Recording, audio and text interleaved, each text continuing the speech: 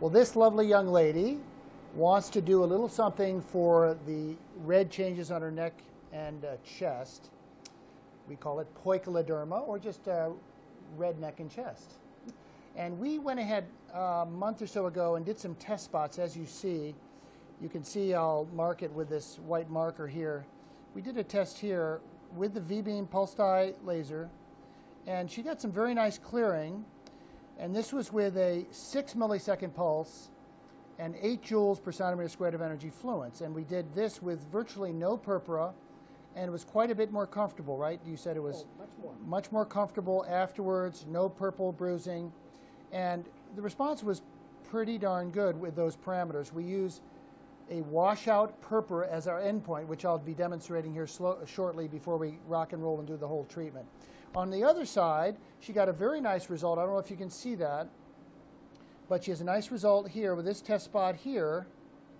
But we move this to a purpuric endpoint, a purple endpoint, which she was far less comfortable with and really prefers to go with a non-purpura setting.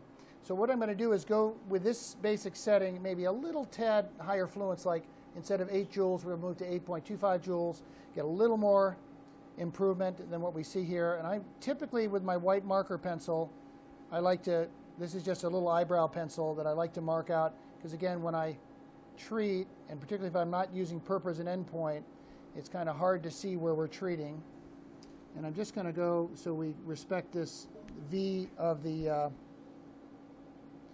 chest and move up and confluently treat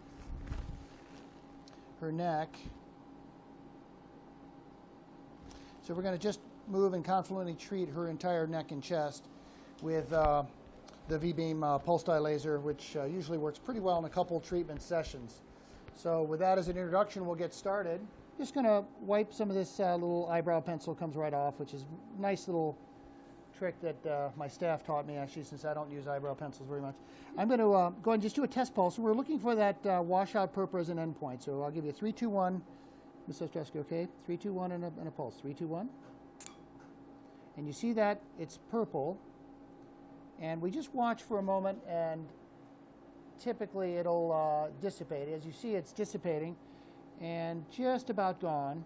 And that's about as aggressive as I want to do. And even with this, I might get a patch or two of purpura, but it's going to be very mild. And I think for effectiveness, I think this might be the best way to go. As you see, it just about all dissipated. I'm really between 8 joules per centimeter squared or 8.25. This 8.25, where we have more target, we may get a couple areas of purpura with this. Would that be okay for you, or would you prefer having no purpura? Well, I think a little bit if the outcome okay. I think will be a lot enhanced. Okay, so basically I discussed this with the patient, and you may have a slight hickey or two, but I think the advantage is we're going to get a little more impressive results. So we're going to get started. 3, 2, 1, and we'll get started. And most of this will be washout, and again, they may get a spot or two, a little purpura at this fluence, but most of this will be a washout purpura endpoint. And I try to stay pretty confluent. This gal here is very tough. This is a little uncomfortable, and it's a little hot. Do we have some ice for her, Monica? I'm going to do a little ice. And we try to be quite confluent, so I try to have a little bit of overlap so we avoid that checkerboarding, which we've all seen when we don't get confluent enough pulsing.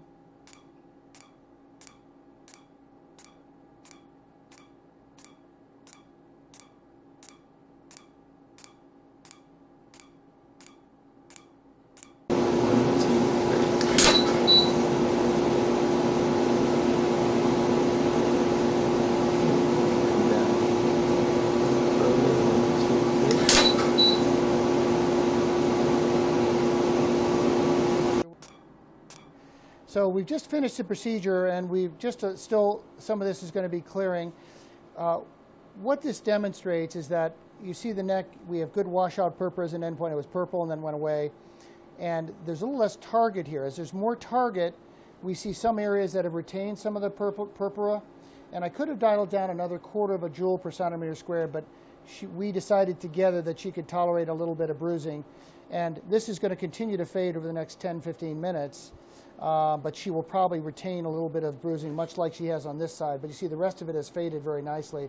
So it's basically where she can cover up very easily. But where you see the neck, as we had purple endpoint as well, it's already faded. So the point is that it's a non-homogeneous process, so that some of the areas will take up more of the energy and create more purpura, even with a 6 millisecond spot size, 6 millisecond pulse duration that we used.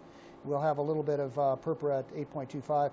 Again, we could have dialed down to 8 where we did our test, but I wanted a little more aggressiveness because she wants a little faster results and is willing to have a little purpura. So this demonstrates the washout purpura and then some residual purpura, and we'll be able to see if there's a little better response on this side than that side, but this should all be very safe for her and have no significant side effect once the purple bruising goes away. Thanks, you did great. Not too bad, huh? Thank you. Okay.